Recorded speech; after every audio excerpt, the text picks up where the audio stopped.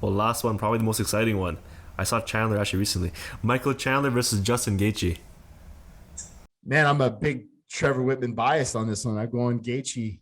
You know, I'm going Gaethje. I think the wrestling might cancel each other out in this one, and then it turns into just a bloodbath as far as the striking goes. Um, and I think I love Chandler, man, and I've known Chandler a long, long time.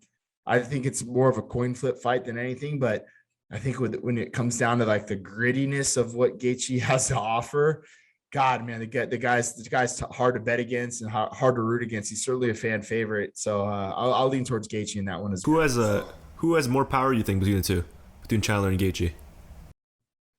Um, I think Mike might have a little bit more power. To be honest with you, I think I've seen Mike put some people away.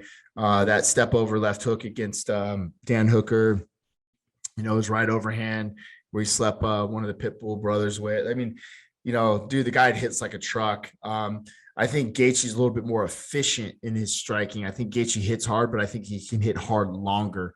He lasts a lot longer with that power and stays relevant. So you can bet that calf kick's going to come into play a lot for Gaethje, because that's been Chandler's kind of Achilles heel, if you will, no pun on intended, but that he's a front foot heavy guy, and I think that's something that he got exploited in the Brett Primus fight.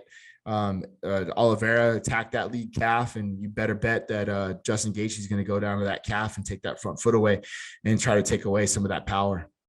I remember Michael Chandler talking about that calf kick, and he said the way that he deals with it is that he just pulls out his foot.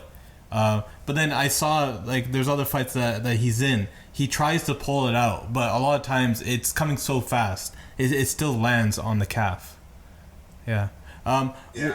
Well, one thing was, do you think, the last thing about that fight is, do you think Khabib put out the rubric to beat Justin Gaethje? Because we know that Justin Gaethje has this collegiate history of wrestling, but once he got down on the mat, it seemed like he didn't know what to do or how to defend certain submission holds. No, I don't think you can put a lot of stock in what Khabib does to people. I think what Khabib does to people is otherworldly, and it's hard to assume that if Khabib can do that, then this person can do that, because it's like saying like, oh, this Superman did it, so maybe this guy can do it too, and it's just not the case. Like what Khabib does is just light years beyond. Chandler can wrestle, his grappling's insane as well, but I don't think he's going to have the same amount of success as what Khabib did against Justin.